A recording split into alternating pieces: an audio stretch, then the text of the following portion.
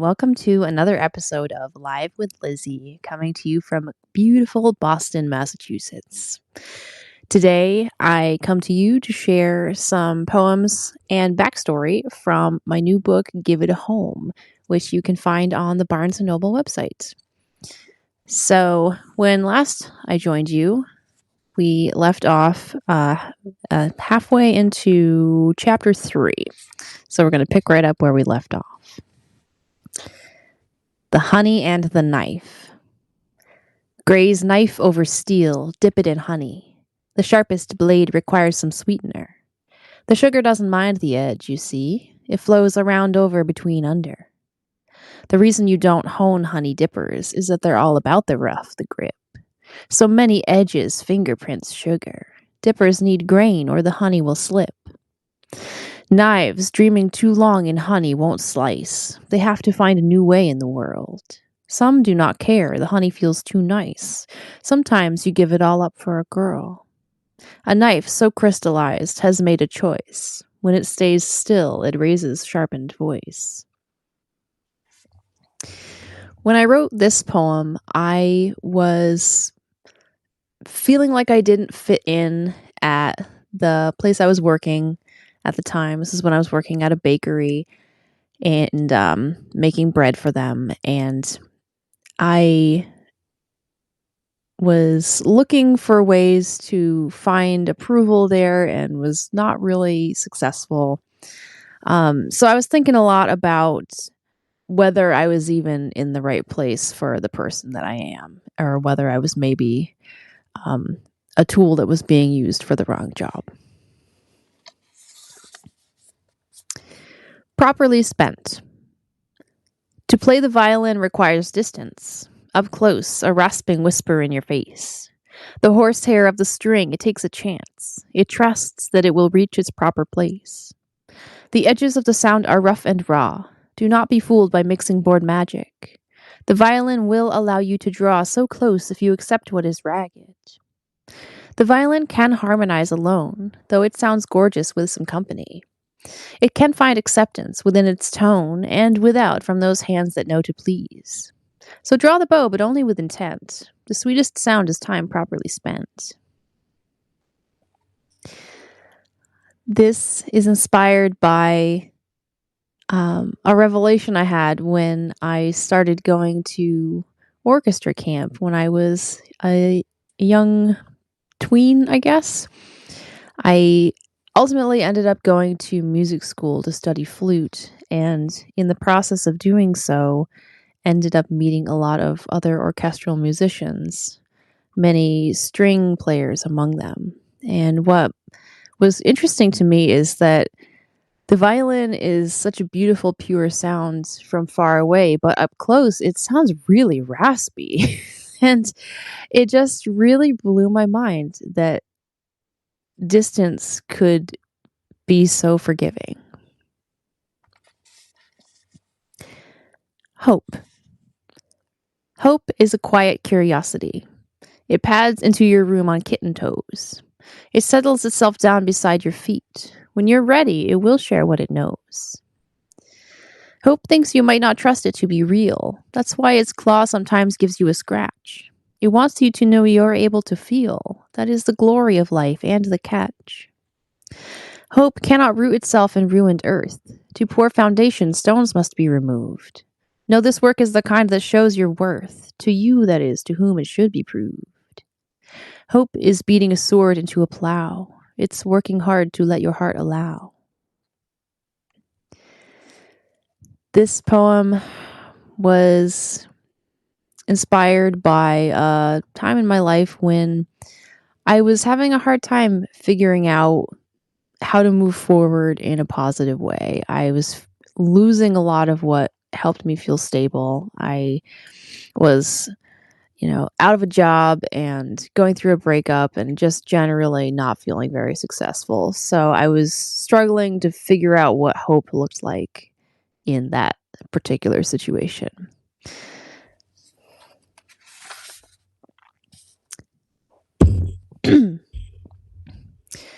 To-do list. My task of late has been to choose substance, to over and over again appear, to trust others to hold me in this dance, to stay when others say they want me near. A ghost can learn a solid way of life, with time and help and patience and mistakes. Ethereal creature, I am no wife. No love ever thought I had what it takes. A phantom woman can claim solid form. She just needs proper resources, that's all. A life given a chance can become warm. I always get back up each time I fall. The to-do list is long, it never ends, but it's easier when I'm held by friends. So again, I was going through a pretty hard time while I was writing this part of this book. And I was also coming to understand that I didn't have to be perfect and it could be okay that I was going through a hard time. And I was starting to understand for maybe the first time that I could still deserve friendship and acceptance even when I didn't have everything all the way together. Brakes. I hit my brakes so many miles ago. I bore down hard, beheld the angry sparks. The passengers climbed out escape windows. They took their luggage and retrieved their hearts. My brakes can't grip at first. They need some time, some track to figure out what's going on. Always slow, even way back in their prime, and now they waken loudly with a yawn. What happens in the space between action and reaction? A processing occurs. A stillness in the motion of passion. The line between before and after blurs. Slam that stainless steel pedal to the floor and hang onto the handle of the door. So, I don't know about you all, but change is really hard for me. Transitions are always just the worst time ever.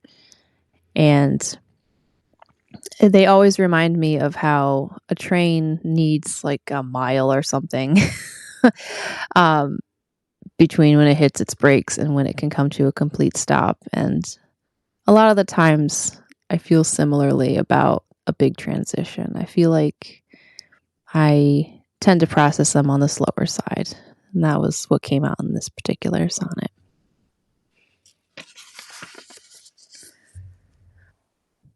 Serpent. The serpent slips between the garden rows. She slithers here and there, all forking tongue. She tastes the air where the sweet berries grow, where mice smell the serpent little feet run. She shines beneath the rays of sinking blaze, all thick ropes, coils of muscle memory. She craves a stone where she can spend her days, a boulder holding sun for her beneath. Black as dilated pupils, her fine scales reveal nothing. Is she poison or safe? The whole town knows that dead men tell no tales. If you wish to approach, you trust your fate. The serpent rests patiently in the dirt. She's curious. You here to fight or flirt?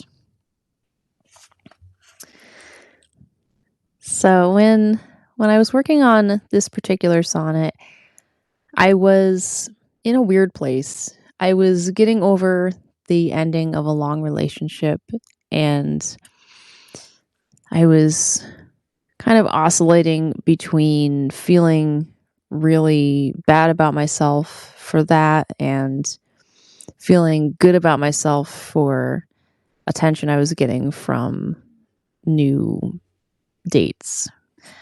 And that was just a really odd combination of feelings to have at the same time. Job searches. A man curls over latte and the news. Job searches for another man to be.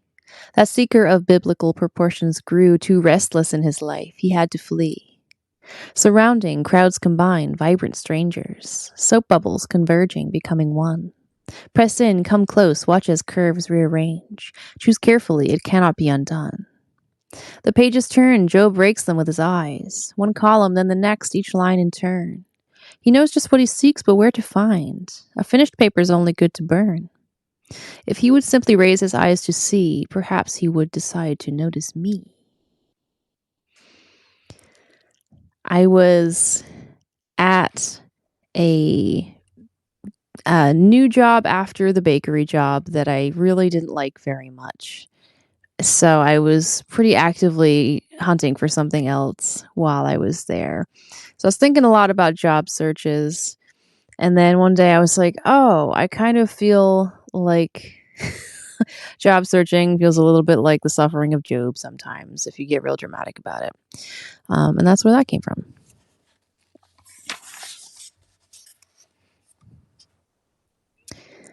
Litany.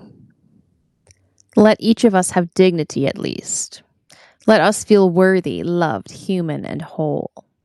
Let us have ready shelter from the beasts who seek to consume us, body and soul. Let each of us feel safe inside ourselves. Let us find what we seek when we reach out. Let us grow spreading wings of ringing bells and visit those far shores we've read about. Let us land softly where our feet alight. Let us find solid, floral, fertile ground.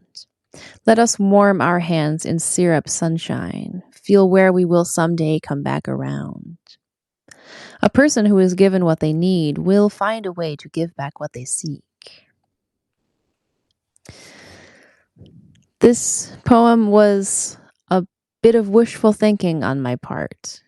I was, again, just feeling really down on myself and feeling a lot of stress about what was going to come next. And I just needed something to counter program all of that anxiety. So I was wondering, wouldn't it be nice if someone could just reassure me about all of the things that I still deserve, even if maybe I don't feel so good about myself? Black and blue. Out for a walk, I notice wind pick up. It kisses the left side of my sweet face. I glance that way, black cloud wall, ragged rough. The opposite direction, pale blue grace. I think I have some time before the rain. I grew up in the country after all. One thing you learn to tell if you have brains, just how long it will be before drops fall. I settle at the park to write some words, the ones you're reading now to be exact. Some little kids play nearby, tiny blurs. Their minds are filled with feelings, dreams, and facts. A roaming raindrop cozies with my phone. I guess I better pack up, head for home. So I used to live right near this really cute park that was a nice third space for the community. And I did used to go there and work on this book, Give It a Home, buy it from Barnes and Noble, please. And I used to go to this little park and just watch the cross section of the neighborhood. And I really enjoyed seeing the teenagers who were staking their claim in the world for the first time, and the young parents and the super old people still getting out there. And yeah, I lived really close. So even on a day like today, when it's pretty ominous and threatening to rain, I felt like I could stay there right up until it started raining because I lived so nearby. Wooden wheel. A year compressed into a single day. A loss, and then another loss. I cannot stress enough, I'll be okay, though lately my poor ship's been getting tossed. The test, the question, cling tight or let go. A wooden wheel strains hard against the waves. The fish would tell me to join them below. The birds would say the air is where I'm saved. The lesson hurts a little less each time, but questions, they get mean when confronted. If wishing on a star is made a crime, show me on America's Most Wanted. A mermaid throws tresses over shoulder, advises me to act a bit bolder. So yeah, this was a year of losing a lot of things. One of the things that I lost was the was access to the wonderful therapist I worked with for many years, and yeah, that was a big hit to take among a year of also losing my father and a long relationship and a job. So yeah, this poem was kind of a promise to myself that no matter what happens, I will still somehow be all right. I'll continue to exist and I'll figure out a way forward. Revolutionary. I burned the village where we were captive. The handcuffs tossed in the cauldron to melt. Threw my chains in there too, couldn't help it. You would agree if you knew how I felt. Turn your eyes to the town celebrating, a crowd of prisoners all now released. If you feel trapped, you best get escaping. I didn't kill these guards only for me. Alarms are singing out, they harmonize. Don't worry, I'll shut down the power grid. Just focus on yourself and your own flight. I'll deal with the authorities' bullshit. Look at these wings, this face. I'm not afraid. I'll take the heat. Get out, get yours, get paid. By this point, I was tired of feeling bad about myself, and I was ready to feel powerful again. And I'm hoping that's what comes across. Gosh, I'm wondering if you can hear the extremely heavy rain that just started. Yeah, I was done feeling bad about myself. I was ready to feel good again. And I just wanted to stop worrying about what I could have done differently, and I was ready to move forward and make new choices. Now we move on to chapter 4. This is titled Pussy Rage. The theme of this is that I was just really resenting a lot of the limits I was experiencing just from existing in a woman's body in this world. So that's what you're going to hear next.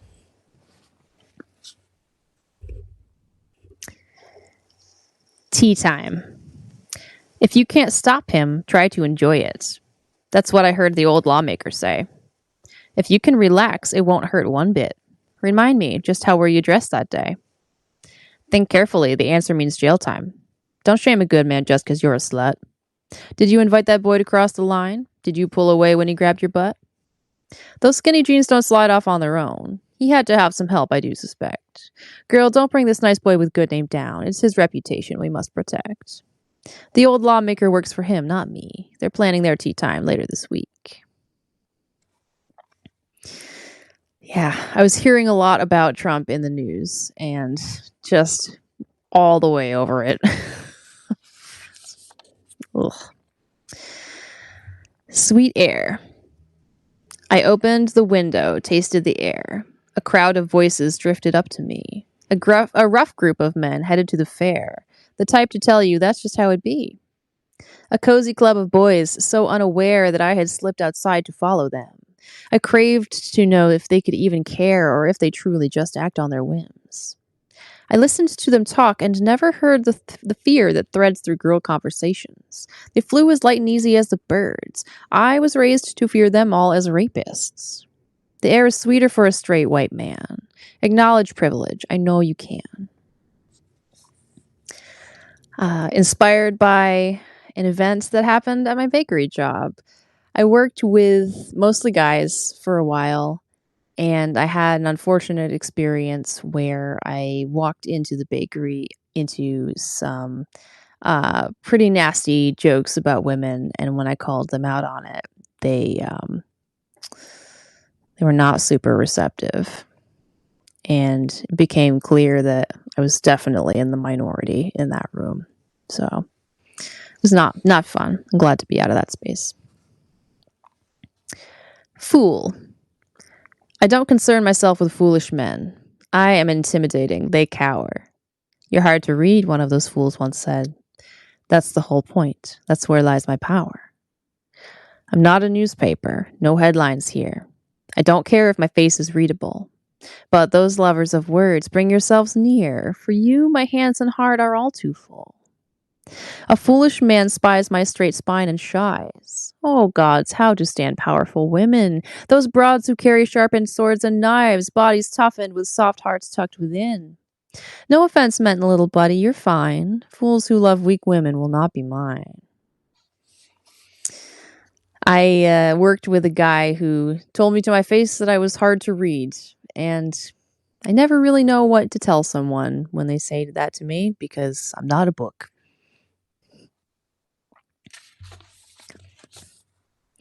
Power steering. Some days, I feel like everyone but me is equipped with built-in power steering. Actuators shining, buffed up to gleam. Hydraulic or electric, they're the thing. Me, on the other hand, I'm manual. I need some muscle when the turning comes. Change, so easy for others, brings me hell. The power steering folks think I'm no fun. Don't look for actuators, there's no use. I had them, but they were taken away. I deserved to be power steering too. Abuse wins when it happens every day. Therapy time, a scrapyard, they're the same. Each one of them a puzzle piece and game.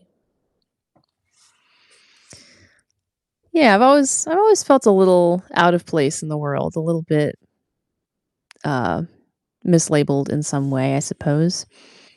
And because I was raised by a man who talked about life in terms of machinery, um, that's how this came out. I feel a lot of the times like I maybe am just like a slightly different model of person than the people around me. Maybe you can relate. Bad bitch. Best recognize a bad bitch as she walks. Wise folks give her a wide berth on the street. Her gown is all 9 yards, feathered as phlox. Her style is just divine, it can't be beat. The bad bitch glances your way with a grin. She looks you up and down, evaluates. She just might take you home. Is that a win, or will you learn the truth a bit too late? When you get close, the bad bitch grabs your wrist. The underworld is calling. Time to go. You wrench your arm from her grip with a twist. If she had asked, you would have told her no. Bad bitch is walking. Best keep your eyes down. Stay quiet till she reaches edge of town. Yeah, I was just feeling really sassy back then. I, again, was feeling tired of feeling bad about myself. And I was experimenting with what might happen if I felt good about myself. And the answer is the world didn't burn down. Cool. Facial. My facial care routine started at 10. That is, 10 years of age, not time of day. I worried about wrinkles in my skin. I should have been focused on children's play. I wanted SPF against the sun. I feared under eye lines, she spider's lace. But what was I expecting to happen? Why was my self-esteem appearance based? I grew up at the feet of a woman oversteeped in 1950s girlhood. To her brown eyes, it simply made no sense that people who look ugly can be good. The trick is, ugly isn't a real thing. It's just a made-up, hurtful hornet sting. My mother was very focused on physical beauty when I was growing up. She was very concerned about maintaining her youthful appearance, and I took that on way too young, I would say. And this is true. I really started using sunscreen on my face every day starting when I was 10 years old because that was just the kind of weird household I grew up in. Taste and see. Oh, taste and see, the Bible said to me, one little brown-haired girl with hazel eyes. Oh, fear no evil, pages whispered sweet. Strong smell of incense overpowered lies. How lovely is your dwelling place, O Lord. How ugly was the daily life I saw. The nuns told me I would see my reward the day I laid in my funeral plot. I'm sorry, Bible, I gave you a read, cover to cover, every chapter verse. I like to know the things of which I speak. Voice unaccompanied by thoughts the worst. I tasted and I saw both book and life, each one a unique, gorgeous, sharpened knife. I grew up in a Catholic household in an area of Vermont that was pretty conservative, pretty Christian. And so I heard a lot about what the Bible wanted from me. And after a certain point, I think I was in my teens, I got tired of hearing about that. And I sat down and read the whole thing because I wanted to know straight from the source what the hell was going on. And yeah, I spent a long time trying to fit all of those standards, and I never did succeed. Undeterred. A certain type of vulnerable's hot in women I've observed over time, but when it comes to the things that I've got, the boys don't ever want to come be mine. I cannot put my finger on the gap where my CV could use some bolstering. Each time I'm not the one, another slap. Another time I'm tossed out of the ring. I cannot be the key if I'm the lock. I cannot shrink myself small and fit in. I submit to the power that I've got. I kill it when I lose and when I win. Is there a man who wants to be with that, undeterred by the feathers in my cap? This sonnet came from me uh, navigating the high seas of Hinge and having a hard time finding somebody who would actually be into me the way I am. I found a lot of guys who would have preferred me to be a lot different than the way I am, and they would have happily accepted me that way. But finding someone to date who actually liked me for me proved to be a bit longer of a journey.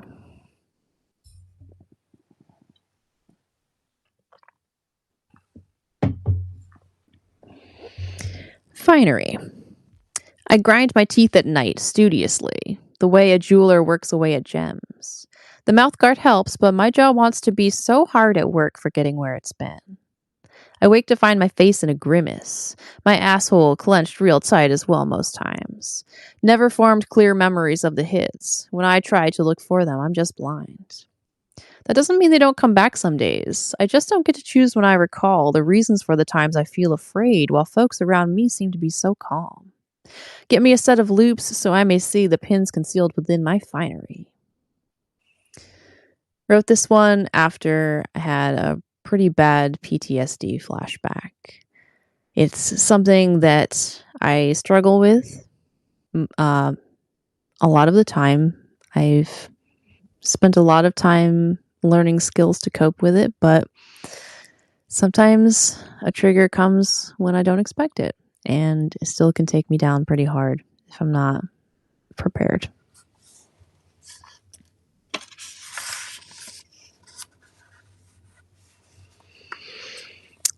Brush fire.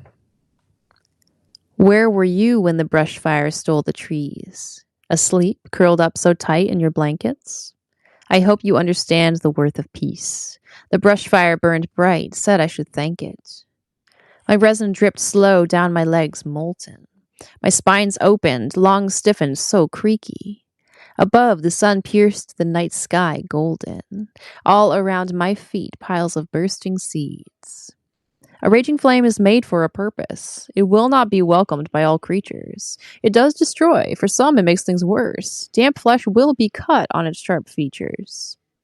The brush fire came, ignored all the road signs. It consumed all, whispered to me, "You're mine." There was a lot in the news as I was writing this poem about wildfires happening in other areas of the country, not near me. And I just had that on my mind. I was really curious about, what might that be like to be inside that situation. Such a terrible situation. And I was also thinking about what I learned, back in elementary school about how fires help open pine cones and help new trees start to grow. So how it can be both this destructive and life-giving thing all at once. All right, a few more poems with backstory, and then I'm going to share some stuff that I'm working on to share at open mics in the future. Write or die. I write to turn my feet from the cliff's edge, direct them to the safety of the town. Each word a fence blocking me from the ledge, each paragraph a lasso on a frown. I write because I am so alive now. That didn't always used to be the case. Wanted to die, I just didn't know how to stay numb to keep up a pretty face. I write because if I had to live it, it's clear now, I know how bad my life was. Then I deserve to talk about damage. I'm evidence, I'm history, this blood. I write because finally I can speak. Let's see what kind of chaos I can wreak. So I was finally starting to feel like I had permission to even tell my own story when I got to this poem. For a while, I felt like, even if tough stuff had happened to me, there surely was no reason to talk about it. There was no reason to bring people down. Um, and it never really occurred to me that maybe sharing could help others feel less alone, the way it has helped me feel less alone when others share their story with me.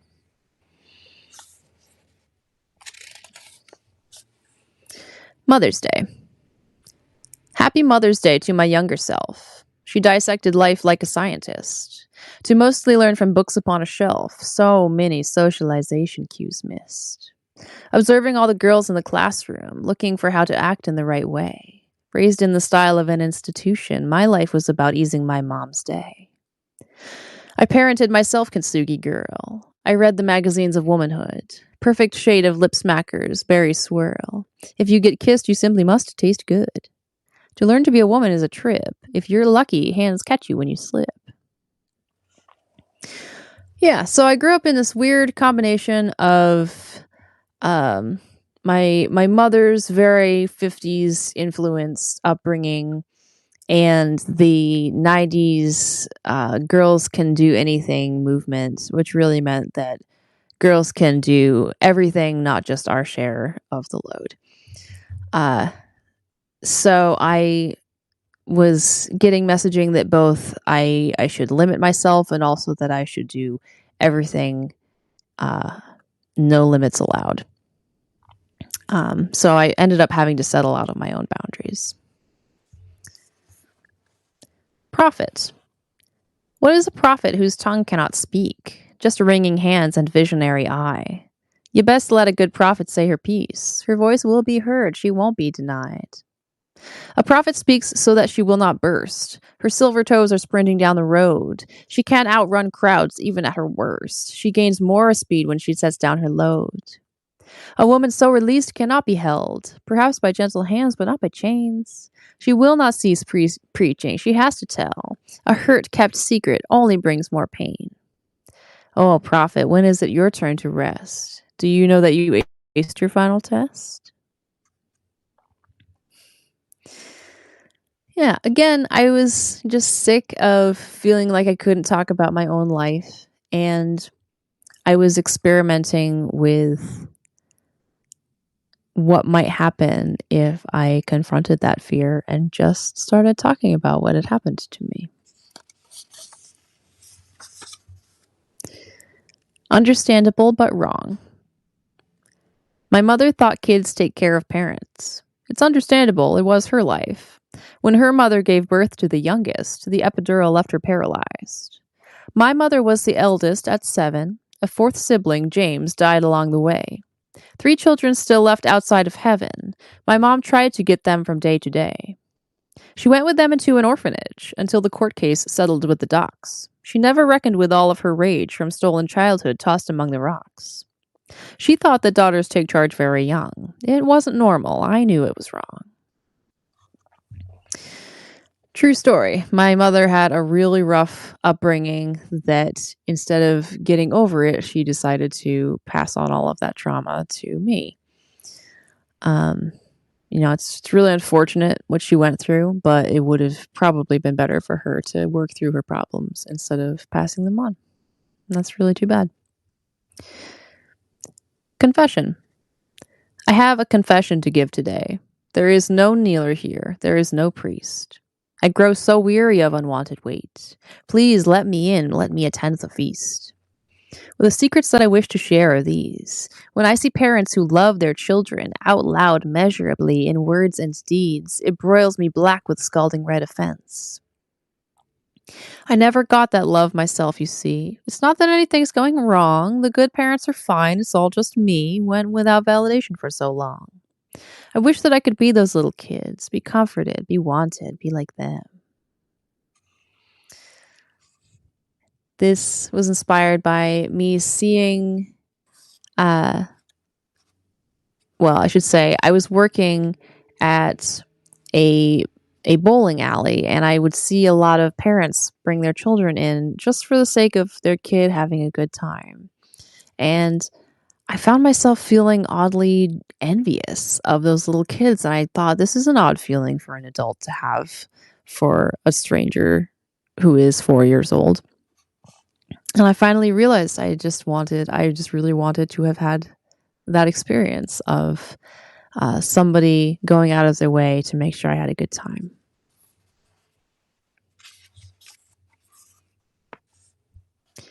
Teams. I've worked for many husband and wife teams. Bar owners tend to come in pairs like that. One sunny day I noticed that it seems the wife always wears the cheerleader cap. She spreads the word so far and wide with ease. She tells the people, come see what he does. I always wonder when I see these queens, does being support staff give them a buzz? He's just passionate, brave wife explained, trying to make his outbursts seem okay. My tongue was silent, but my look was pained. I quit that damn job the very next day. I have witnessed to the husband and wife team. I did not see the wife pursue her dream. Another true story. I have spent many years as a server and a bartender, and a lot of those years were spent working for husband and wife owners of small restaurants. And it was an odd pattern I saw where the husband was kind of the glad handing face of the restaurant, and the wife was more of the one cleaning up the messes behind him. And I just never really liked that dynamic and never really wanted it for myself. So those poems were from my book, Give It a Home, which is available on the Barnes & Noble website. It's $9.99. It's 5x8. It's printed on ground wood, so it's easy on the eyes. It's, I think, 129 pages is what we're working with. So yeah, go ahead and get yourself a copy of that if you're so inclined. Now I have just a few free verse poems that I've been working on for the open mic that happens every week at the Cantab Lounge in Cambridge, Massachusetts. If you're ever in the area, please stop by Wednesdays at 8 p.m. and check out an amazing poetry open mic. So first, I have a poem that is inspired by a prompt that was given at that very open mic. They give a prompt every week, which is really great. And the prompt they gave that week was talk about the terrors of love. So here we go. Please do not love me. My ribs were not made with hinges. If you open me and take my heart, you leave me spatchcocked, sternum unlocked, closer than before to 2 dimensions. Please do not love me. My bones will forget their form if they melt for you. I am no snail, I grow no shell, and your devotion leaves me yet more softened, leaves me crawling for you so often that it cannot be unhealthy. It cannot be healthy. Please do not love me. Do not force me to use the parachute I keep unfurling and packing, unfurling and packing, unfurling and packing again. There is no testing its seams, only trusting and release. Please do not love me unless you will take every drop of my blood and refill my yearning veins with yours, unless you will press my ear to your chest so that I can hear the waves, unless you also know that the moon does not show its face when you do not sleep next to me, unless my breath is what you crave. Do what you must, just please do not love me.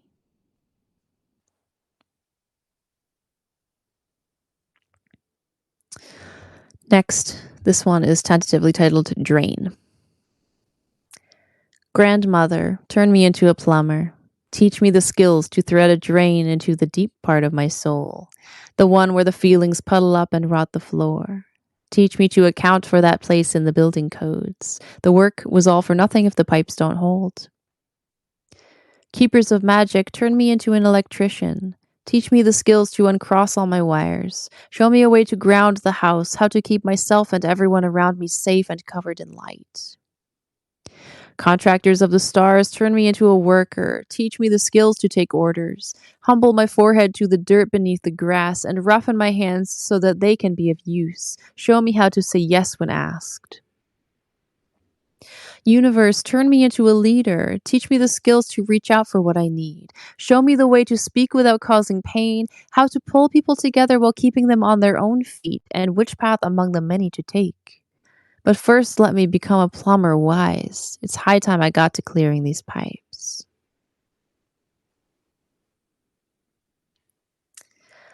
All right, one more poem to share with you today. Thank you so much for joining me for some lunchtime poetry.